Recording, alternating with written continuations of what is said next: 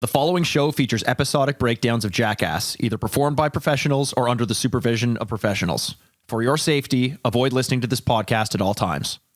Hi, I'm Mikey Aaronworth. I'm Jason Wellwood. And I'm Chris Aaronworth. Welcome to Jackass.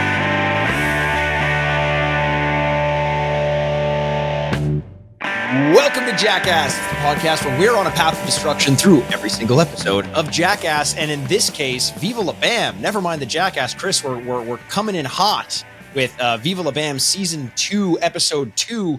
We just covered last week, Season 2, Episode 1. Why don't you take us away with a little bit of information about this new episode that we're looking at, Chris? You always make fun of me for not being natural. That came off so awkward. Which part did? The whole thing. Well, guess why? Because I'm filling in for an absentee Jay. He's not here this week. He might be dead. He might be. We haven't heard from him. If we don't see him on next week's episode, he probably died, honestly. I hope he's not, because he's better at the intros than I am. But I'm sure I'll get the hang of it in a little while. Chris, at least we'll have a good outro for once. That's true. Yeah, we'll get straight to it. Yeah, 100%. It'll be straight to the point. Well, we're doing Season 2, Episode 2 of Viva La Bam. I'm really enjoying this Viva La Bam train. This episode came out on May 2nd of the year 2004. Okay. It was a really sad day for us Canadians and Scottish people because the legendary John Mackenzie, the Scottish-Canadian bagpiper and pipe major, died at the age of 83. Really? Yeah. What did he die of? Eaten by a shark? So someone actually put poison inside his bagpipes. It's a really big mystery. It was a big. No, I think just his bagpipe. His bagpipe looked like a coughing, like the Pokemon coughing, with just like green gas emitting from all that sort of place. By the way, you say he died of old age. Do you remember as a kid when you believed that was a thing? Like dying of old age, literally is impossible. That's not. Your heart doesn't just be like, no. All right, people gave it a good run. What does that mean, Chris? You just got old, and you just like some people. They go to bed and they just wake up. They're fine, and they just they just don't wake up the next day. Sorry, they go to bed. Let's walk through this process. They go to bed. They wake up. They're fine. No, they don't. They die. Oh no! You said they go to bed and they wake up. They're fine. No, they go to bed fine. And they wake up and they're dead. Just like so, they don't wake up though. That's the point I'm trying to make. They don't wake up. Yeah, because they're too old. There's a theory, and if this theory is true, I am fucked for sure. Okay, that every single person on Earth has a predetermined, for whatever genetics, for whatever reason, amount of total heartbeats that their heart can do. Predetermined? So it's like, who's determining this? No, it's just based on genetics or whatever the case is. So it's like you have a set amount when you're born, and after that, it's just like an engine. It just hits a certain amount and it just kind of conks out.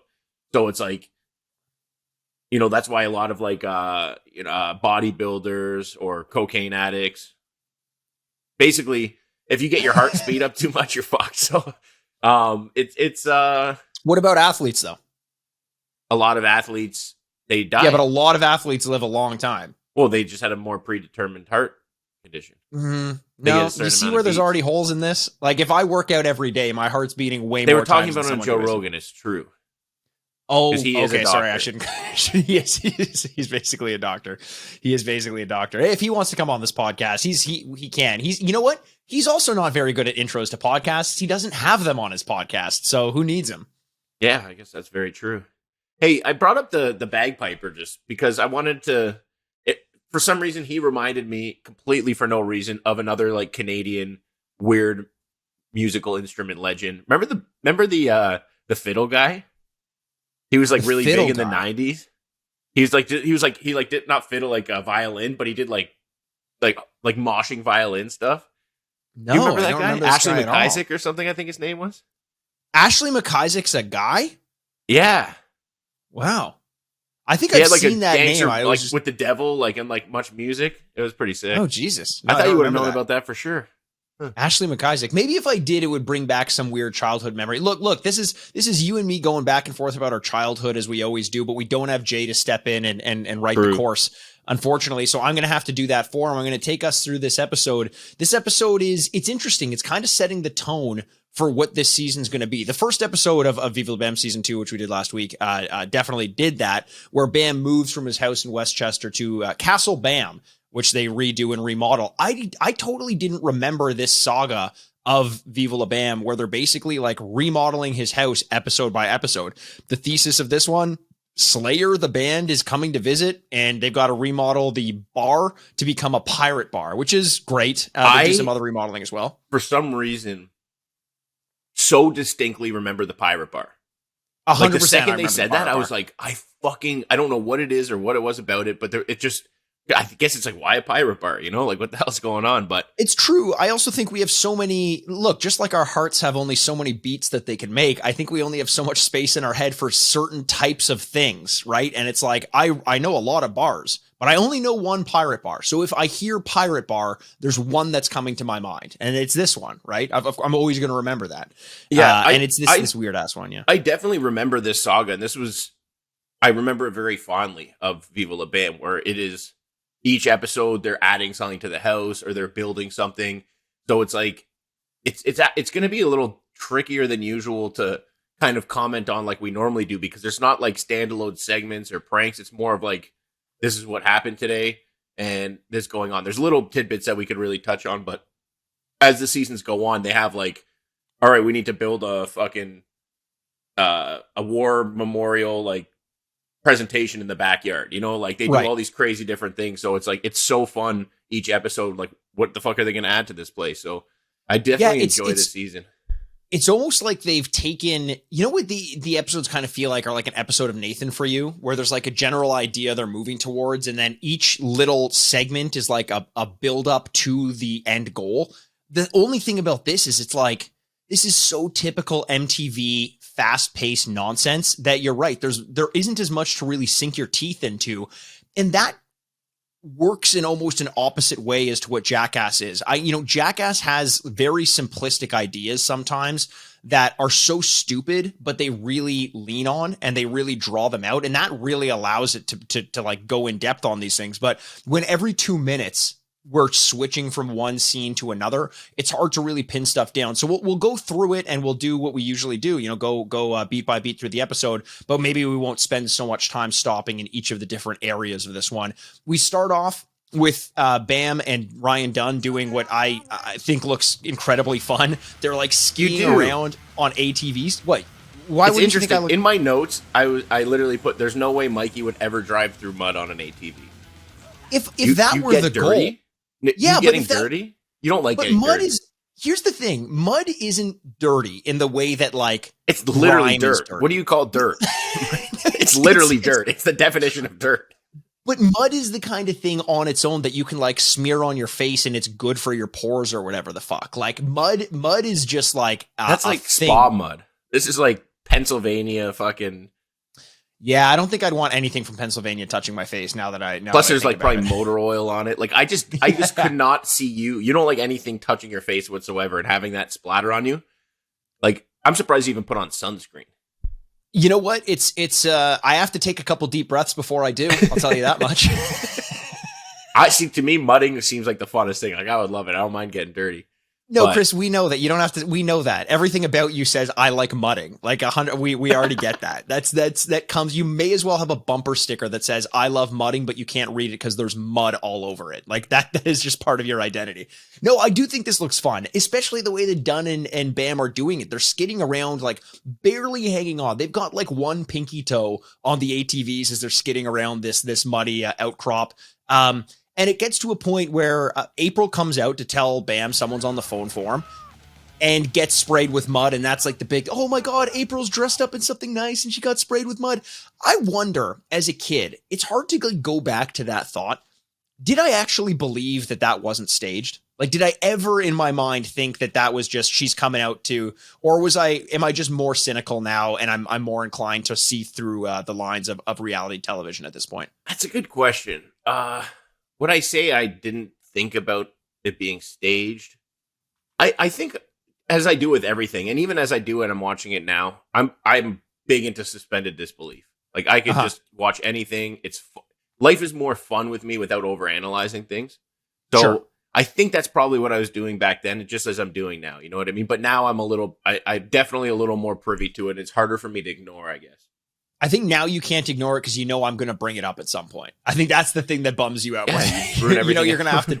Yeah, I just try to ruin everything. I don't try to. It's just that if I have to exist in here and you tune into this podcast, I'm going to bring you. I'm pointing to my brain as I say this. I'm going to bring you inside and bring you down into the mud, like Batman in The Dark Knight Returns. I'm going to bring you into the mud and make you squeal like a pig. Like the leader of that gang you know what I'm talking about, Chris? You've read The Dark Knight Returns? No, yeah, you haven't. 100%. No, of course not. Yeah, of course not. I just said, because I completely zoned out. Because the second you get into your Batman fetish, I just friggin'.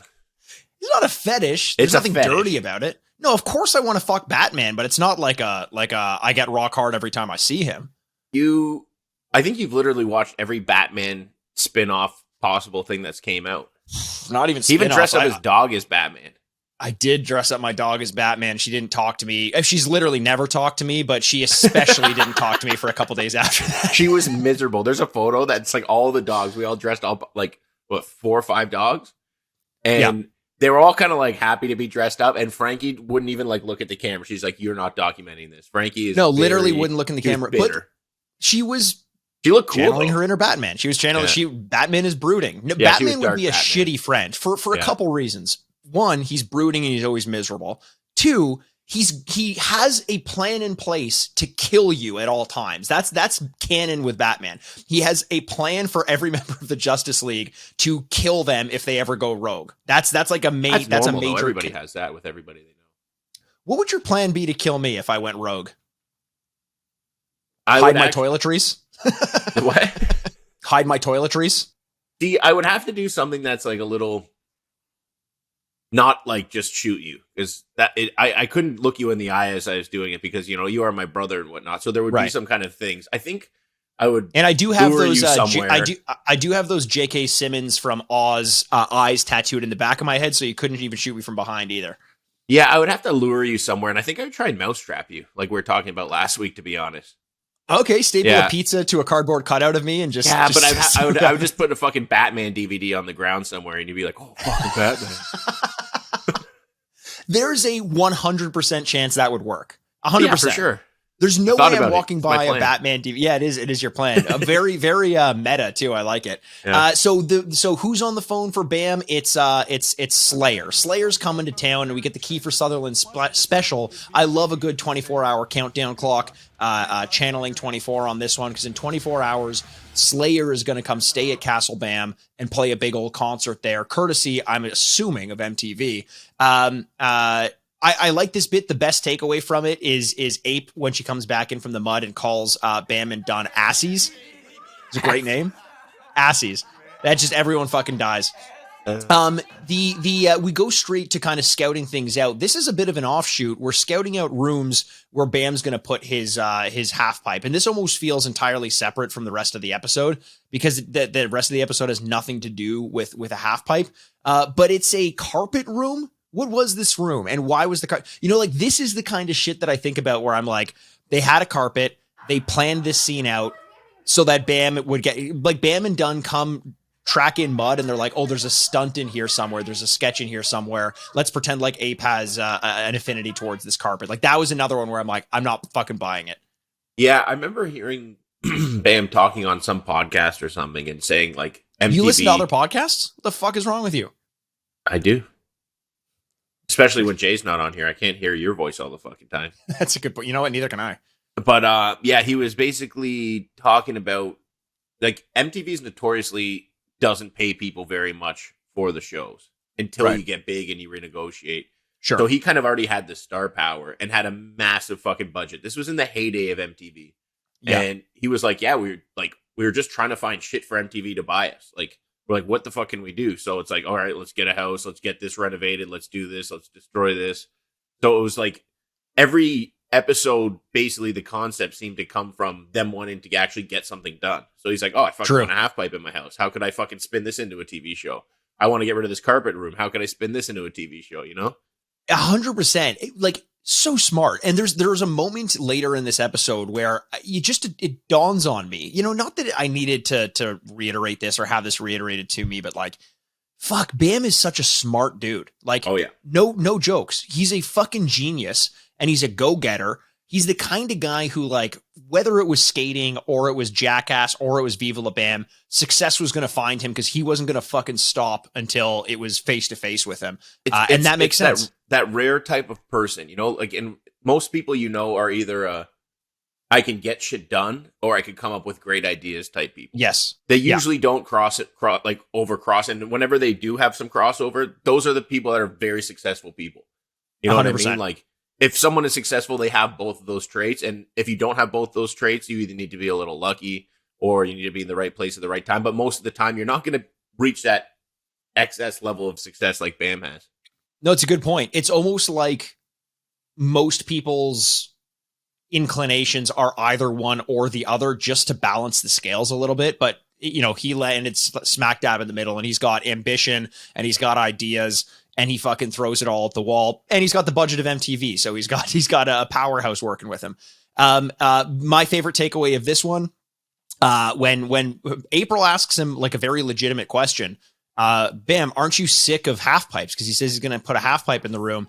And he says, heck no, I'm a skater, Mom. And like I feel like you and I, Chris, have both said this to our parents back when we were in skating. No, we're fucking skaters. We don't care anymore. It's so funny because when you look at him, it's like you never look at yourself the same way as you look at the rest of the world. I used to always think like adults looked so much older, like they looked like adults. And I never felt like I felt or looked like an adult. Even though Bam is like a punk, when I see him, he's an adult. So to see him acting like that around his mom, where his mom still his mom, is a weird thing. Except for the fact that we're older and we still act like that when we're around our moms. And it's so weird when you put it into perspective like that.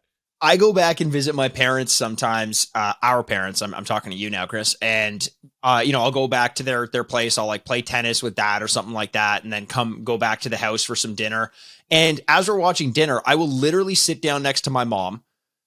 Okay, this is going to sound really bad until I get to the I know the exactly point where of you're it. going with this. I sit down next to my mom. Are you gonna I take my shirt off? Yeah. And then I ask her to scratch my back. And guess what? She scratches my back. And it's totally normal for everyone around. It's just something that I do. I act way more like a child in front of my mom than Bam does. I know. I always was jealous of you for that because like back scratches are the best, but I actually had girlfriends for the majority of my life, so I was able to get back scratches from them.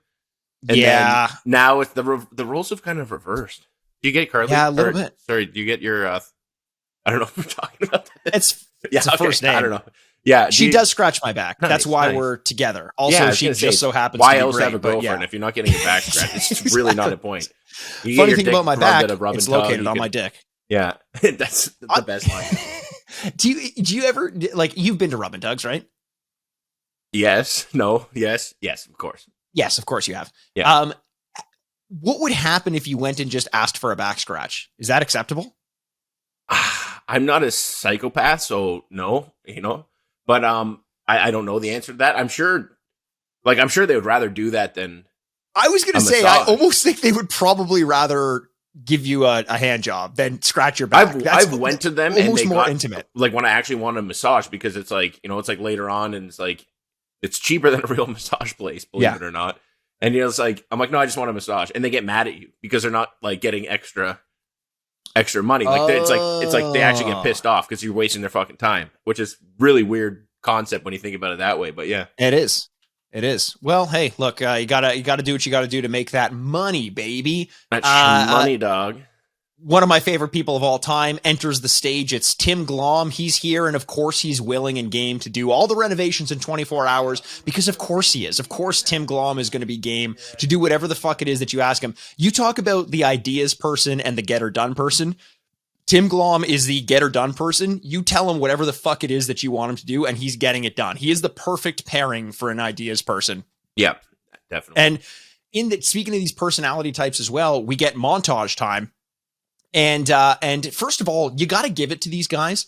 Like, these guys are making a ton of money from MTV, but they're like actually physically working a decent amount, unless they're literally staging 4 scenes where they're like hammering something, putting something in, and then they go fuck off to the bar. But it doesn't seem like that. It seems like Bam and Dunn and the crew are sticking around and at least trying to help out. Do you think that's the case? I do. That type of crew, those guys, it seems like they're all so ADD.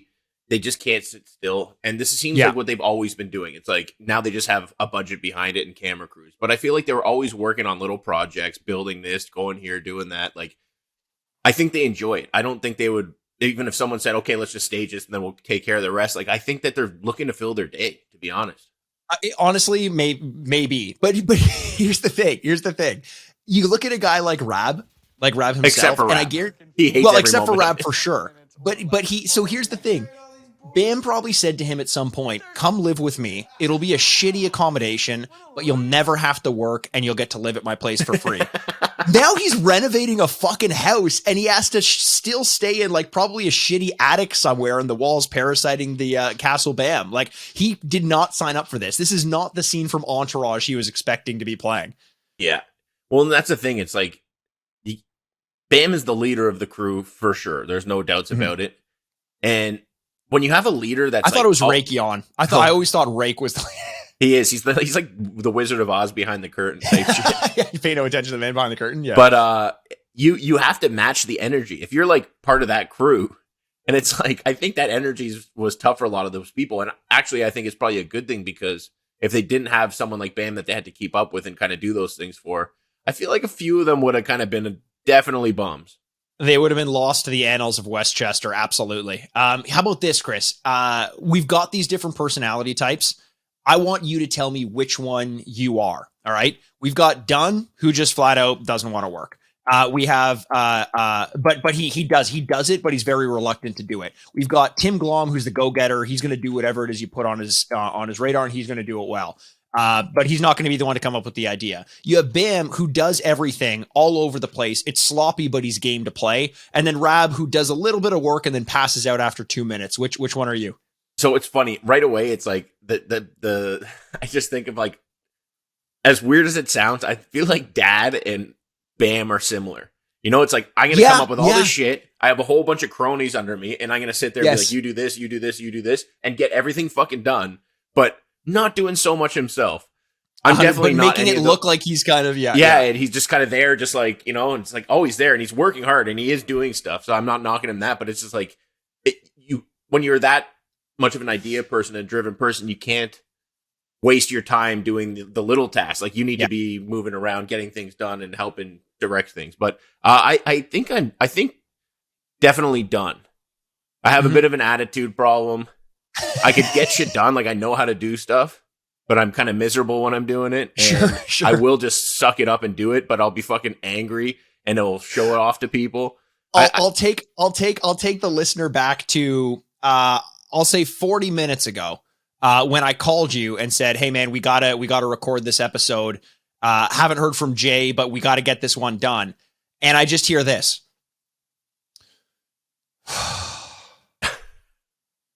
Fucking Jesus. There's no other day you can do this. No, Chris, we agreed. We got to record Wednesday. Otherwise, oh, fuck. I'm like, okay, you know what? We'll do it another day. The energy's a bit weird. You're like, no, we'll do it. I'm just in a shit mood. I'll get over it. Give me 20 minutes. 40 minutes later, we record. No, it wasn't 40 minutes later. He called me at 30. It was 30. 22 minutes. It was 30. 22 It was minutes. 30 minutes. 22 it was 30 minutes. I know it was 30 minutes. I have phone because records. I can prove it right here. Let's do it right now. Yeah, let's do it.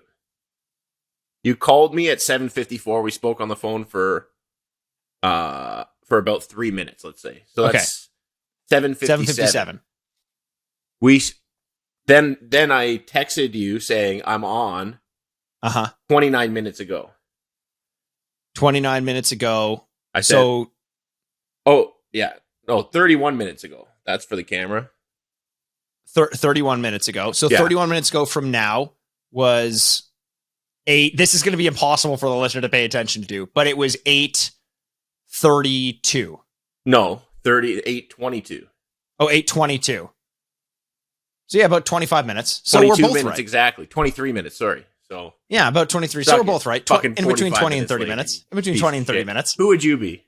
Which one's the fucking liar? I'm Tim Glom. I'm 100% Tim Glom. 100%. Yeah, you do get shit done, but you don't like physically do it though. He's like physically building. He is physically You're building. an operations guy, but like even when we build our cottage, you just fucking don't do it. I'm not printing up these. But that's fans. literally what Tim Glom does. He literally builds things. He's a carpenter.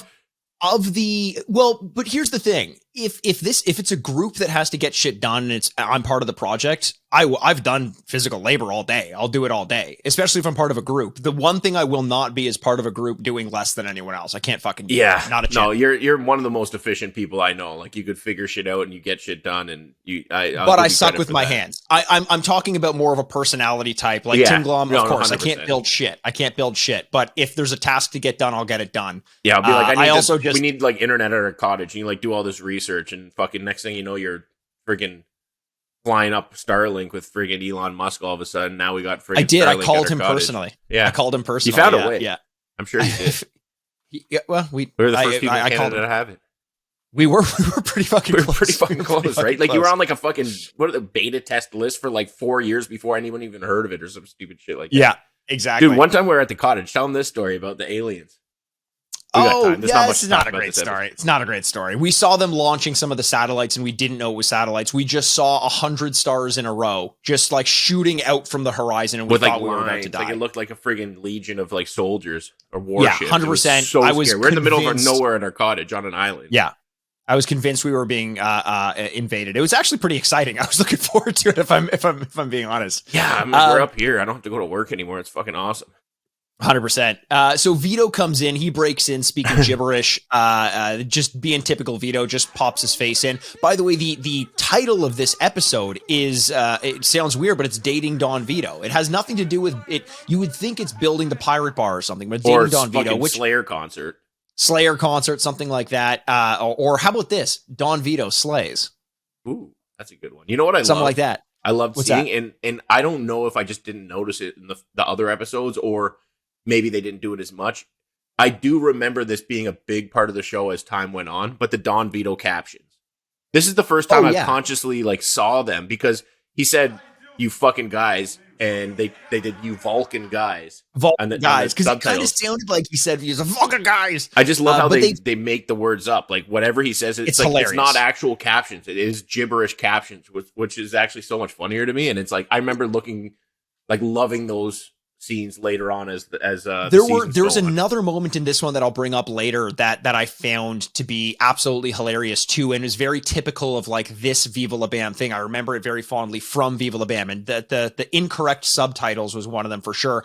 But in the subtitles, Don Vito says, "You guys don't make any sense," which, like, imagine being told you don't make any sense by Don Vito.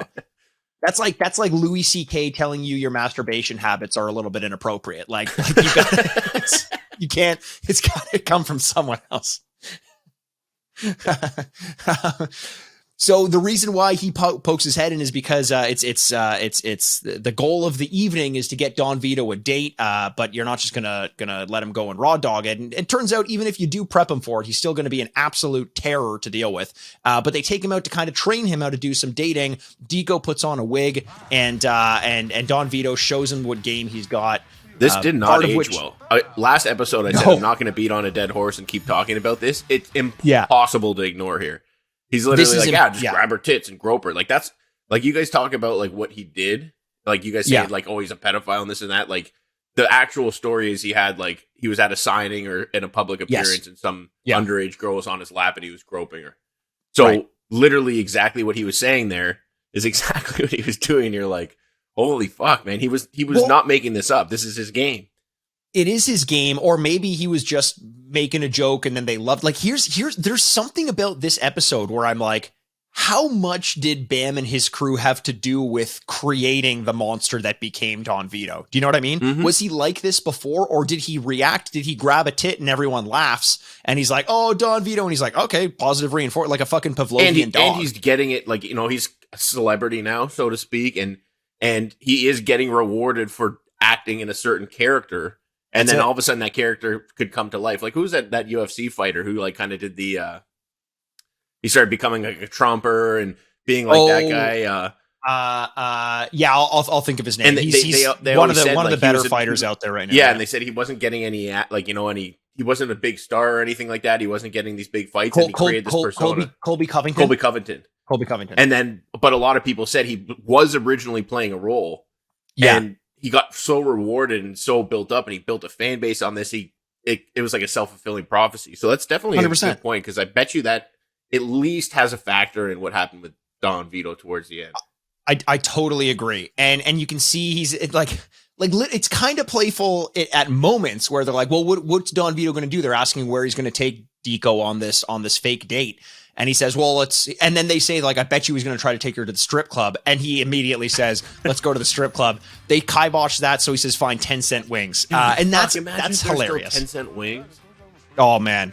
The wings are so expensive these days. Great for us as humans. Imagine being a chicken and finding out that's all your wings are worth. That would suck. Not just your wings with preparation, with sauce and delicacy that people love. And people are getting it by the pound for 10 cents each. That would be fucking demoralizing. I always think about that. Like, each wing, like each 2 wings that you eat is one whole bird. Yes. Like that bird, you don't get 10 wings from a bird, no matter how big the bird is. So like, that's a good point. And no one eats like fucking, people go and they get like the unlimited wings, or people banging out 20, 30, 40 wings. Yeah. Times a whole restaurant, times the millions of fucking restaurants around the world. Like, how many fucking chickens do we make? It's a lot of souls. Going straight into your belly. And you know what? I think Don Vito looks like he's trying to steal the soul, Shao Kahn style or Shang Tsung style from Mortal Kombat when he's kissing this wing. How was that guy's name? I could Shang Tsung. Oh, weird. Yeah, Shao Kahn's from Mortal Kombat too. But because he kind of like consumes their soul, right? He eats it, and Don Vito's got his mouth right up against that. When Don Vito shows the example of how he kisses people on the wing, I'm telling, if I told you, Chris, that there was a record scratch at that moment, you'd believe me, right? Like the whole vibe fucking shifts. It was too vivid. When he got that wing sauce on his lips, and it kind of looked like he had some like lipstick on, and I went to this point where I'm like, if this guy was like, like Buffalo Bill from friggin' Silence of the Lambs, and he goes and he like gets home, goodbye or Steve horses, Buscemi and fucking Billy Madison, cross him off the lips, puts on the lipstick. Like, I had this weird, creepy vision of him being in like doing some really dark shit and putting on lipstick, and it just freaked me the fuck out. He looked I did not like the scene whatsoever. It was not funny to me. It was very like bothersome. Like, I don't know. It seriously was, but I also think like I said, the whole vibe changed. I think that everyone who was there eating wings with him had the same impression. They were like, I'm not comfortable with this anymore. Like, this is just fucking gross. They cut to a quick montage, and then Bam's like, all right, we're getting the fuck out of here. And instead they go canvassing around, I think a university campus. Like they're trying to get elected to public office or something, trying to get a date for Don Vito. Here's a good little interstitial. I don't think there's anything too much of note unless you noticed anything that you picked up on. No. It's kind of like it's exactly what you expect it is. They say no. Dico was really funny in this. He had a couple good one-liners, chases after some cars and stuff. But then we cut to, and this is what I was talking about with some of that MTV editing that I remember so fondly and specifically about this era of television. It's Bam explaining to Ape what death metal is as she's painting the walls. I love this. This was great. This was such a funny scene. I know as a kid, I always talk about this. I loved when Bam was a shithead to his parents. But when he's just a little rascal, what's that? There's a lot of love there. It's little rascal is the perfect way to describe. He's just a little rascal. And the best I want to give him a noogie and then like twirl the little like whirly gig hat that he's wearing. He's just a little bit. We always see Ape, and she plays into her role. Remember, we were like talking about it the other week. You know how like Phil kind of plays into it, but you could tell he enjoys it. But we're like, oh, it definitely seemed like it stresses Ape out. We got a very good glimpse there. Like, she's cool as fuck. And she's having a fun fucking time, And that little interaction they had there where he's kind of being a goof and that's his mom. It literally reminded me of like when me or when you are messing with our mom. You know what I mean? In this like weird kind of silly way. And it's like, before she scratches our backs. She doesn't scratch my back. I wish. I'm going to start taking over now. Say, so you have a girlfriend. I would be so mad at that's my. I'm going to do that this Christmas. This Christmas. Chris, I'm taking over. Don't cut my Carly, grass. No, 100%. Unless Carly wants to That scratch is- my back. You know what? Fine. I got it. You know what? I'll let her. And I'll like get, you said, Mom the to funny do part scratches. about my back is located on my cock.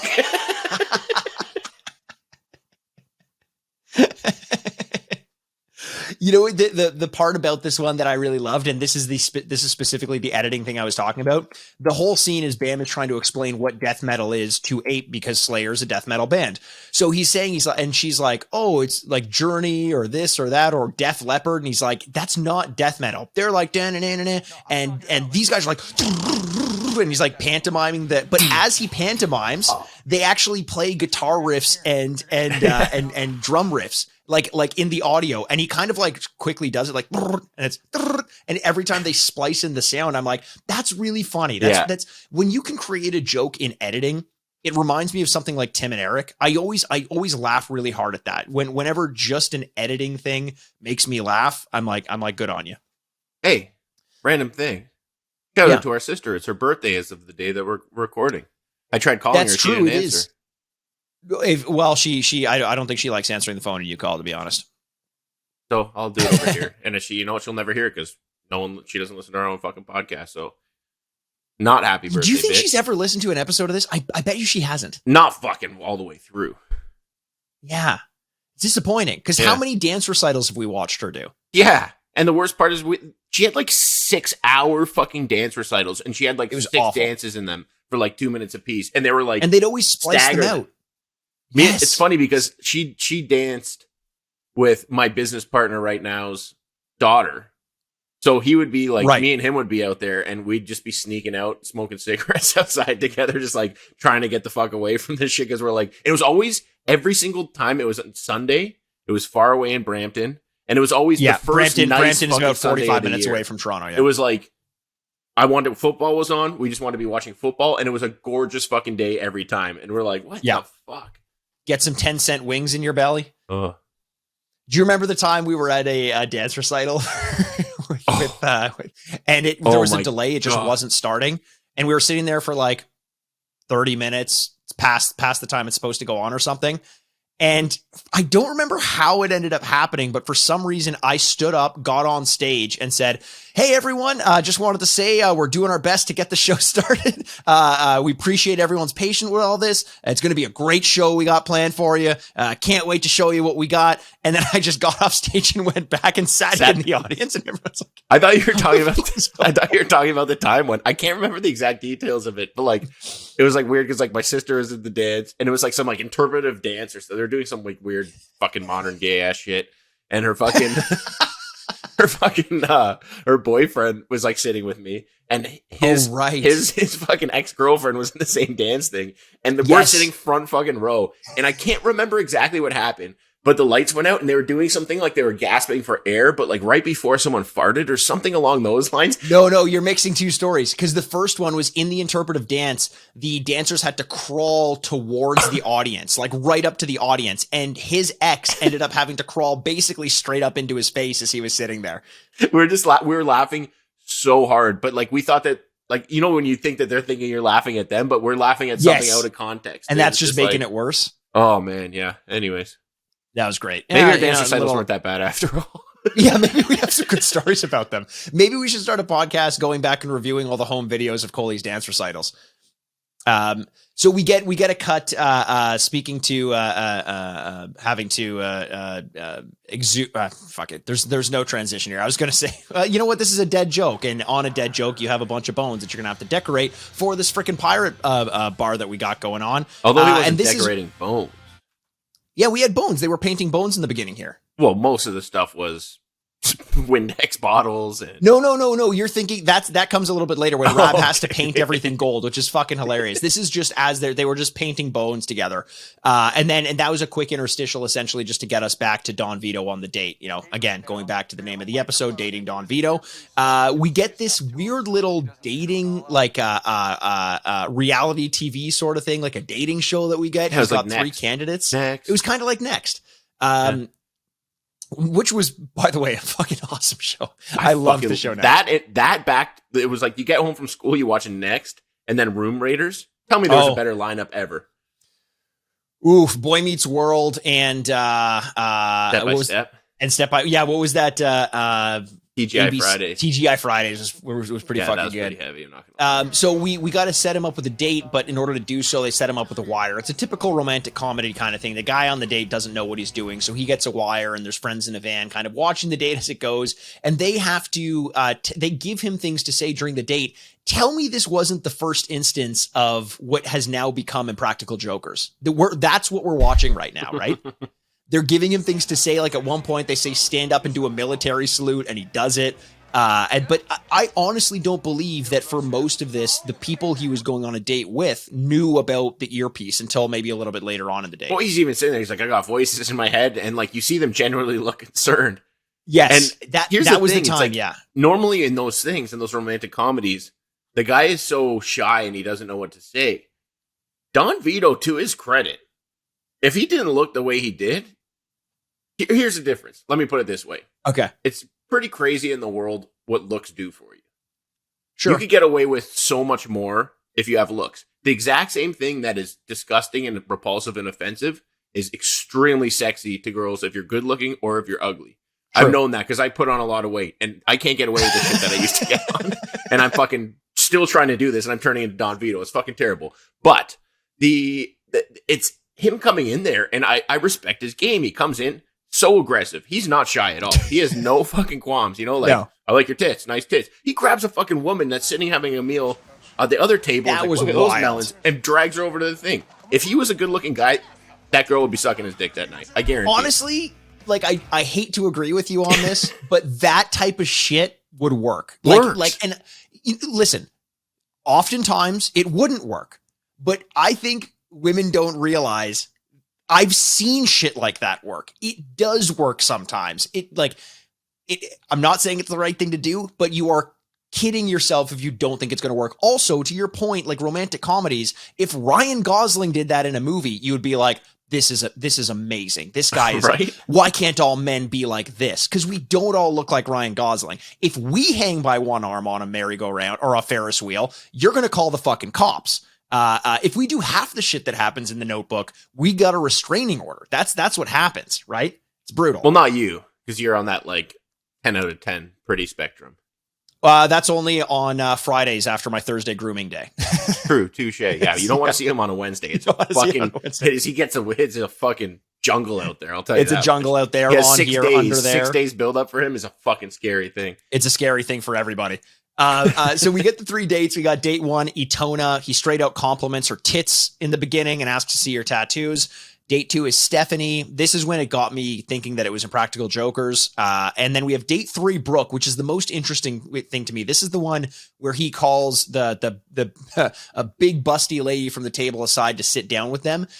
The thing that amazes me about this one is halfway through the date, Bam and his crew come in, and Don Vito does something. I don't know why. He's like trying to, I don't know, like posture or something, or make a big show of it. And he smacks the table and spills coffee on his date, on Brooke. Now, did you notice this? The coffee spills on Brooke. Brooke is like, what the fuck? Takes the rest of the hot coffee. You can see it steaming. Throws it in Don Vito's face. Don Vito starts to get pissed. Did you see what happened in the background here? I might have. You run with it. I'll let you know if I did. Immediately, a producer sprints into the restaurant, comes in, cuts, like you can see him cutting in between Don Vito and the person, and then the camera cuts and they're talking about something else. A producer's like, this is getting close to a liability. We got to shut this shit down right now. Go back and watch that scene. You can see him run in. It's hilarious. Yeah. Well, yeah. What the fuck is up with this whole like smacking the girls on the head? Like he's not smacking them. Don't get me wrong. He's not hitting them, but it's just a very physical and just. Well, that's something even a good-looking guy couldn't get away with. You know, it's very obnoxious. If someone did that to me, I'd be like, "What the fuck?" I have a theory on this because he keeps saying he's hypnotizing them. That's his go-to line before he does it. But in the van, when he's on his quote-unquote mock date with Raab, with Dico, Dico's like, "What would you do to hit on me?" And he does that. He hits him in the head. And I think I really truly believe, I'm not making a joke right now, that he saw something in a video or a movie or a clip where someone literally hypnotized someone by bomping them on the head, and he believes he's going to take his chances because one time it's going to work. It's like, it's kind of like with the particles or whatever, like technically, like with theory of relativity or whatever it is, like technically you could, one day if you hit the counter, your hand could go right through. Your hand could go straight through. Right particles. So every so often you try it. It's like when your remote control's a little too far away from you, so you try to use the force. Like once a week, you believe it might actually work, and you'll never know if you don't try. And that's what he does. I honestly think that's what we're doing here. That is so funny. It's so true. So the dates get called off, and we go back to the buried treasure scene where Raab himself has just started painting shit gold. Maybe I am like Rad because I will, if I do have to do a task, I will do it so shitty that hey, I did it. What do you want from me? Fuck, I'm not an expert, and no one will ask me to do it ever again. So that's a fucking pretty good tactic. You know, if there's something you don't like doing, don't do a good job at it. No one will ask you to do it anymore. But he does such a bad job that it becomes a good job. He's painting things like baseballs and baseball gloves, Windex, baseball gloves, spray, shaving cream. I think he even spray paints the bottle of spray paint gold. Windex. Well, he does the Windex as well, for sure.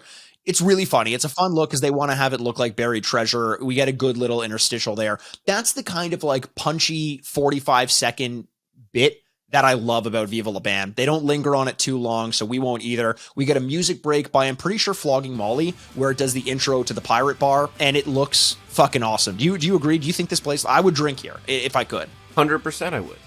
Do you think, you know how they invited like everybody from Westchester? They said like, oh, we're like, they're doing the concert, right? So they invited the whole town basically. Yeah.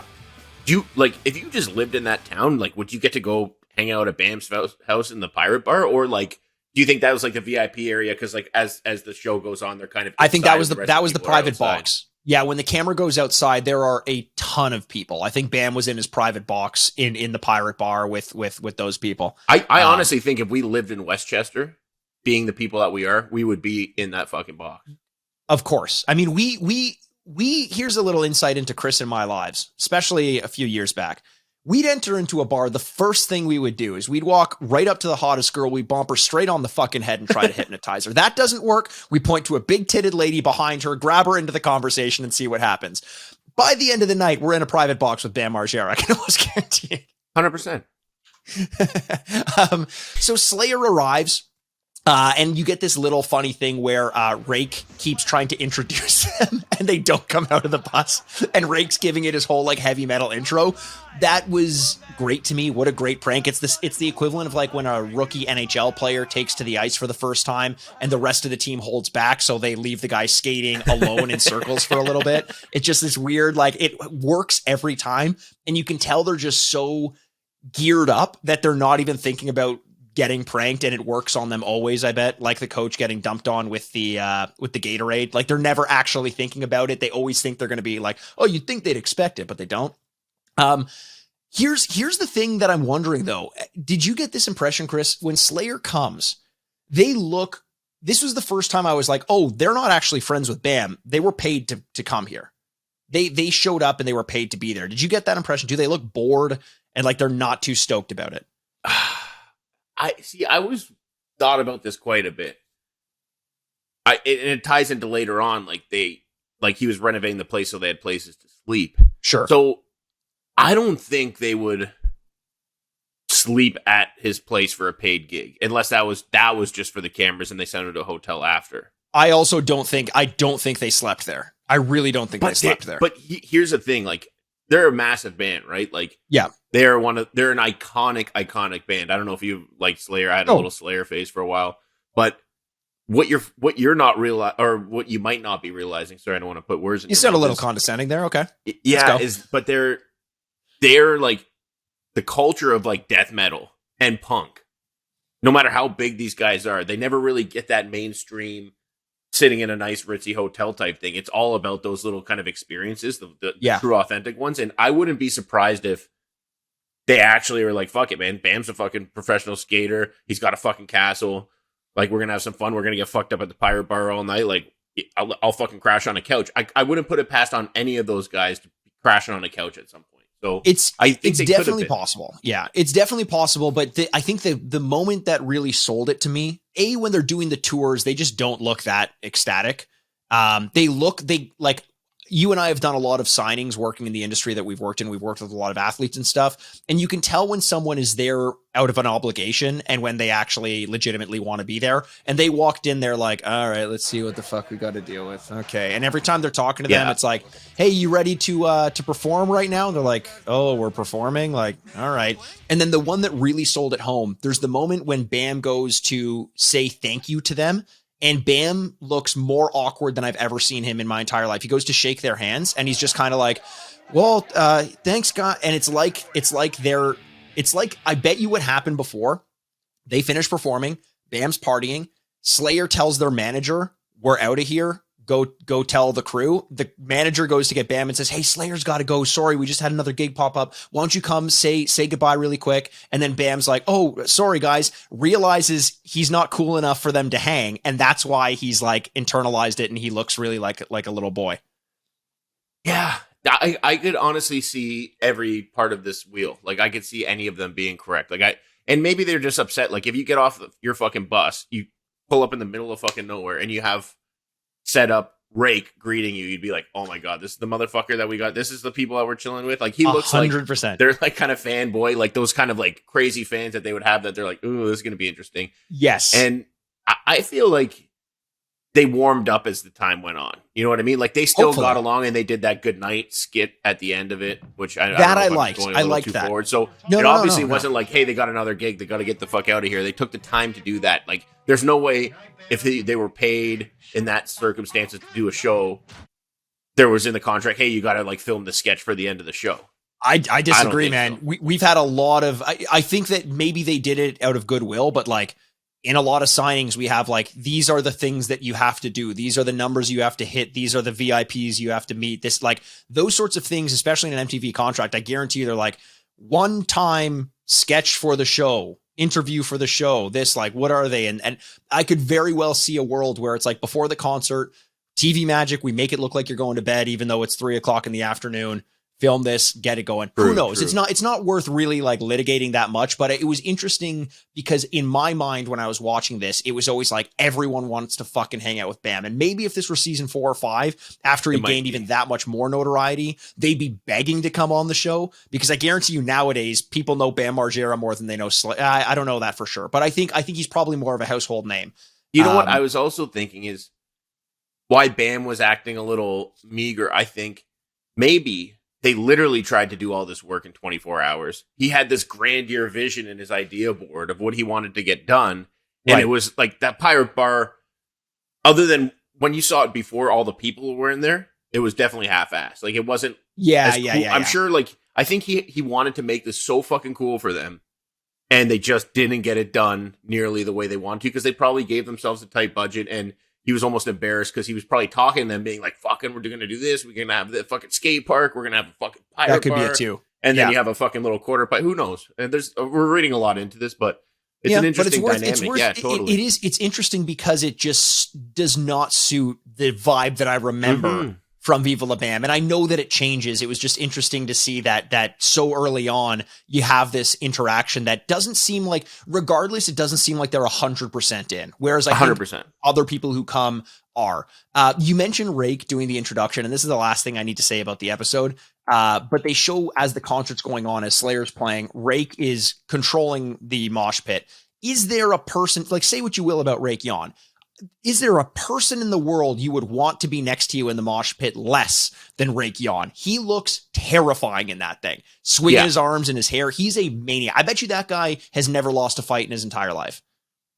He is one of the most, he is death metal. Every look about him. And then you find out he's like a really smart scientist, dude. Yeah. Which is so mind boggling to me.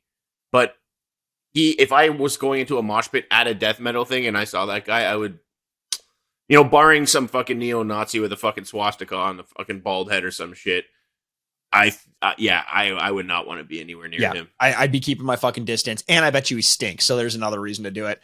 That's it. That wraps up the episode. They say goodbye to Slayer. We get that little credit sequence where they're saying goodnight to everyone through the walls. I found that pretty endearing. I like that one. Any other comments on this one, Chris? What are your thoughts overall? What do you think about this episode? I like it. I'm loving this season. It's same. The episodes, like, without commercials are 20 minutes. They're quick.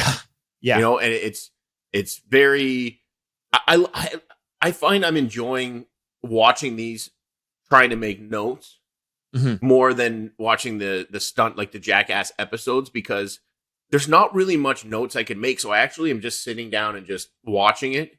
And then the odd time I'll be like, here we go. It's more of a story. So it's like, if you're trying to remember 30 people's name, it's difficult to do. But if it flows in a nice storyline, then it's like, oh, this leads to this and this leads to this. So I don't really have to make these same kind of notes for the most part. And I can just actually enjoy the experience. And when I'm talking about it on the podcast, I'm not trying to hit certain points. The conversation flows nice. So it's different than what we normally do, but I'm loving it, man. I can't wait to get through this season. Like, I can't wait to watch all the rest of them. I love it. And I no, I'm the same way. They started off season 2 with a bang. I think it was like, you love NBA Street, right? You know the game NBA Street? I was one of the best of all time at that. And it was a fucking great game. It was a fantastic game. If you ever go back and play NBA Street Volume 1, it is so disappointing, because it turns out what we remember about that franchise all started with NBA Street Volume 2. And I feel like season 1 of Viva La Bam was disappointing to go back to. I was just kind of like, I don't know. Like, I just don't feel like this is what I remember it having been, Season 2, I'm like, and it all starts even with the introduction, with the intro being more like what I remember it. It's like, maybe I didn't watch season 1 because it wasn't as good. I loved Jackass at the time. Why wouldn't I have been watching Viva La Bam season 1? Maybe it didn't grab me in the same way and I only came back to it later. I don't know, but I'm loving it so far. I'm right there with you. Nice. Do you want to go into our MVPs and LVPs of this episode? You go first. I'll go first this time. Okay. MVP, this one, I don't know that there are a ton of standouts in this one. I think I was expecting, and this kind of goes to just the tone of this overall episode. It was so fast paced that I barely remember anything. But I'm going to go with the friend of the busty woman that Don Vito pulls over to the table, because she stays at the table and she doesn't try to intervene. She lets her friend have the stage. She wasn't a mother hen. She wasn't a mother hen, and she just laughed in the background, didn't ask to put her face right in front of everything. She's my MVP. You know what? I'm going with Don Vito. He had good moments, he had bad moments, but he had all the moments. You know what I mean? Like, this episode centered around him. Everything that I laughed at was when he was involved, other than the spray painting, the gold stuff. Right. Everything that I was thinking about had to do with him. He was the person. He is the standalone person. The person we talked about most when talking about this episode. This is his episode, so he's the MVP. Interesting. Yeah, it's a good way to put it. He's definitely the person. I think you could make an argument for LVP for the reason of him just being. I think he could be both the MVP and LVP. He was definitely the standout, for better or worse, of this episode for sure. LVP in this one. You know what? I'm gonna go with. No, I'm not. I was originally thinking Ryan Dunn because of his inability to continue the work when they got going, but he had some really funny moments in this one. So I'm not going to go with that one. LVP instead, I'm going to go with, you know what? I'm going to go with Dico, actually. Dico was kind of there in the background. I love Dico. I think he always brings a lot to the table, but when he put the wig on to be kind of the testing ground for Don Vito, that was such a good opportunity for him to really bring something out of the situation. And I feel like he just relied on the fact that he was in a wig to do all the heavy lifting. And that's so contrary to what Dico usually is. It's all his personality. So an LVP for Dico, not because he's awful, but because I know he could have done better. This is when like the coach picks on the best player on the team because he knows that it's going to drive him to be better the next time, or she's going to be a driver to be better the next time. I'm going to give this one to Dico for that reason. My MVP is Don Vito. It's funny you said LVP? That because I'm going the MVP and LVP. Okay, nice. Simply based on the fact, like, he had a bunch of opportunities and he couldn't get the gash, man. He couldn't get any puss. So you're a fucking loser, man. You can't get that pussy, you loser, dog. I was thinking, though, there has to be a moment in Don Vito's life when he reaches a level of celebrity where women will hook up with him just to say they have. Yeah, it's not yet, but I guarantee you it happens at some point in his life. Setting up with dates. He had a camera crew. there's enough fucking women in the world, and probably enough guys on the opposite side of things. True. That will fuck someone just because of those circumstances alone. They know this person, they know that, you know. I can't believe I said gash. That is, you know, there's certain words. It's the grossest fucking word to describe my favorite fucking thing in the world. Like, you just think of just like, when you actually vision it, you're like, ew, are you just cut open where your legs are? Like, girls are like, oh, you have something hanging down. I'm like, yeah. But you guys got a fucking hole in your body that goes to your organs? That's fucking disgusting. It looks like someone stabbed a bullet wound sometimes. Oh, yeah. And just fucking slop some fucking roast beef into that bitch. Yeah, I don't like that word. I don't know what made that pop out of my head. It kind of stunned me as I said it, because someone said that once, and I'm like, it's maybe the only word in the world that offends me. Yeah. Oh, well, there you go. Or there's two. Now, what's the other one? I don't want to play this game. Okay. All right. Let's not play it. Instead, let's point our listener towards our social media. It's at Jackast Pod on Twitter, on Instagram, on TikTok. TikTok, it's been taken off. We've got a lot of people interacting with us there. You can also always send us an email, jackastpod@gmail.com. If you want to join the Discord servers that we talk about so often on this, send us an email as well, jackastpod@gmail.com. And we'll get you that link over there as well, the Jackast Vault. I'm also putting out a major call to action. We've been doing this for a long time now. We've got 80 episodes as of this one. That includes a bonus here and there. We need to see more reviews. This is a flat out call to action for you guys. iTunes, Spotify. If you're listening to this on Spotify and you haven't given us a rating, it's as simple as going to our page, click on it right now, hit that 5 stars. You don't realize how much it actually helps us. We've seen growth over the past couple months, and we know that it can be made better, especially when it comes to hitting those iTunes charts, which we've been charting on for after shows and for comedy. It's been great, but we know that we can get up higher, and we need your help for that. So we do this for you guys every week. We love doing it, but we want to do it for more people. So give us those reviews, subscribe on YouTube, like the videos, interact with us on social media. It's the only way to get the growth going. You know, like we've done what we can do from our points. We put out a good quality thing. We never fucking miss a week. We're consistent. You know, we're not just like, you know, we got good audio, decent video, except for Jay. Fuck him. He doesn't want the video. Yeah.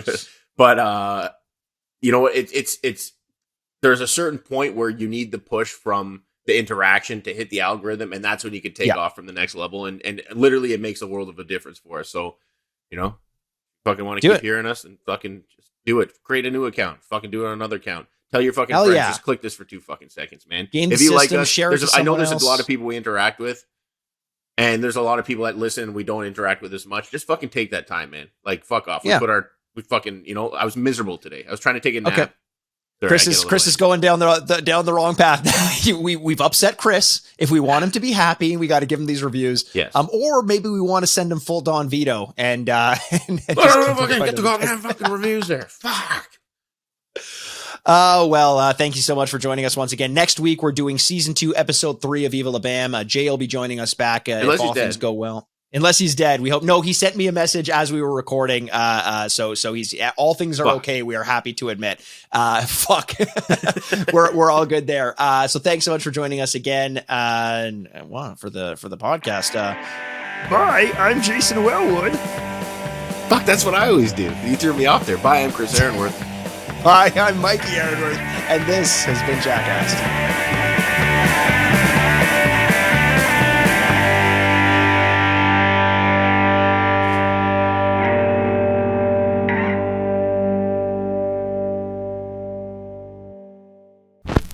Furnished by Sad Styles Productions. Get into it!